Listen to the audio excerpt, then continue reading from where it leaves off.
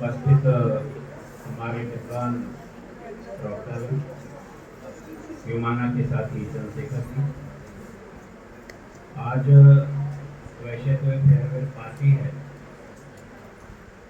और क्योंकि टेक्नोलॉजी का ऐसा समय है, व्हाट्सएप, इंस्टाग्राम, तमाम ऐसे टेक्नोलॉजी है जिसके माध्यम से हमारे डीएलएड के प्रशिक्षु 22 वाले जो आपके 23 बैच है उससे जुड़े रहेंगे। क्योंकि मुझे याद है कि जब हमने 1985 में ग्रेजुएशन किया था तो उस समय मुझे अच्छी तरह से याद है कि जो हमारे सहपाठी थे किसी से हम लोग जुड़ नहीं पाते, केवल उनकी एक यादें, उनका इमेज दिमाग में रहता है। कोई उत्तराखंड का था, कोई हैदराबाद का था, कोई कहीं कहीं का था।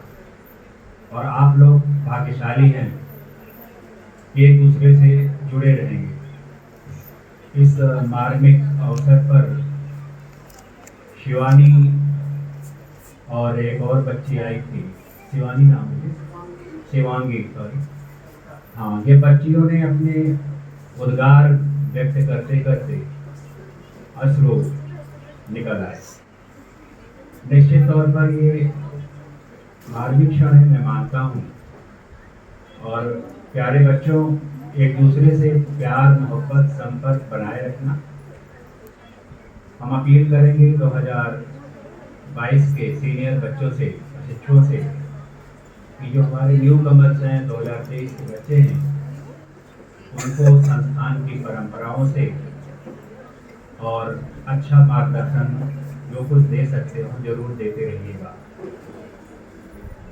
हम तो बहुत ही I am proud to be principal of such institution, क्योंकि हमें इस बात का गर्व है कि इन बच्चों के परिवार ने, फैमिली ने हम संस्थान पर, संस्थान के प्रवक्ताओं पर, संस्थान की व्यवस्था पर विश्वास किया और लगभग 2 वर्षों तक अपने बच्चों को इस संस्थान में छोड़े रखा।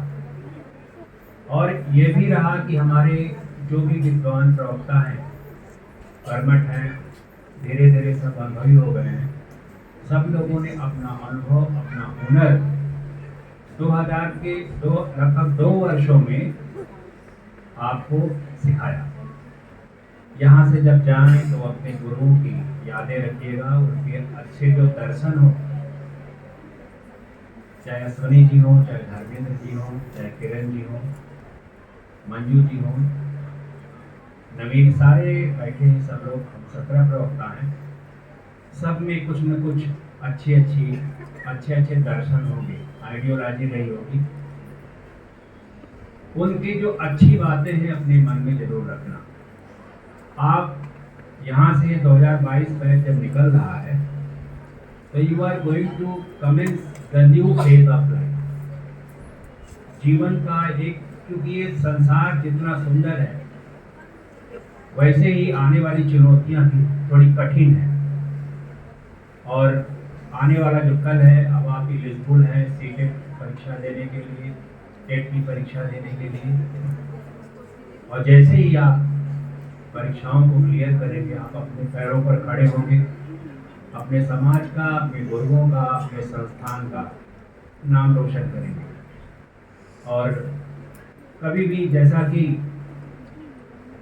अश्वनी जी ने एक गाने के माध्यम से बताया कि कभी भी जीवन में निराश मत होइएगा, हमेशा always keep your moral up, अपना मनोबल ऊंचा रखना। जीवन में ये कोशिश करना कि आपके कर्मों से किसी को कष्ट न हो, अनजाने में भी गलती ना होने पाए, क्योंकि ये जो परवरदिगार आलम है, जो ईश्वर है, अभी मैं ऑफिस में भी अश्विनी जी से चर्चा कर रहा था, उनकी बातों को सुन रहा था, ये देखता जरूर है और पूरा हिसाब किताब वो आपको जीवन में देता है। कर्मों का फल आज नहीं तो कल मिलता है। अगर आप प्रबंधन करके अखिलेश जी की बातों को ध्यान दें, टाइम मैनेजमेंट अगर अच्छा करेंगे अपना, तो निश्चित तौर पर सफल नागरिक बनेंगे और अपने पैरों पर खड़े होकर के न केवल रोजगार पाएंगे, बल्कि देश के विकास में, समाज के उत्थान में अपना योगदान देंगे। ये संस्थान रहेगा, हमारे जैसे प्रिंसिपल, डिप्टी डायरेक्टर बहुत आएंगे जाएंगे, प्रवक्ता लोग भी ज़्यादा ठहराव है सबका, almost I think all the lecturers are young and they have to go long way. संस्थान रहेगा, इसका संस्कार रहेगा। जैसा मैंने कहा कि परिवार ने विश्वास किया और हम लोग जिस तरह से आपको यहाँ स्वीकार किए, बेहतर नागरिक, बेहतर प्रशिक्षु बना के भेज रहे, ये बहुत बड़ी उपलब्धि है हमारे संस्थान। क्योंकि जब आप जाएंगे, मुझे नहीं लगता, थोड़ा खट्टा मीठा अनुभव होता है, कभी कोई टीचर आपको डांटे भी होंगे, लेकिन मुझे लगता है इतना मेलोडी बिहेवियर है कि ज़्यादा से ज़्यादा शिक्षकों ने मधुर और हौनी बिहेवियर किया हमेशा। किसी को, मैं तो कभी कभी, मेरा तो कुछ हटके रहा है डिसिप्लिन लाइफ का, लेकिन देखता हूँ ज़्यादातर एक दो प्रवक्ता ऐसे हैं जो मेरे पास बैठ के अपनी बातें बच्चों के बारे में बताते हैं।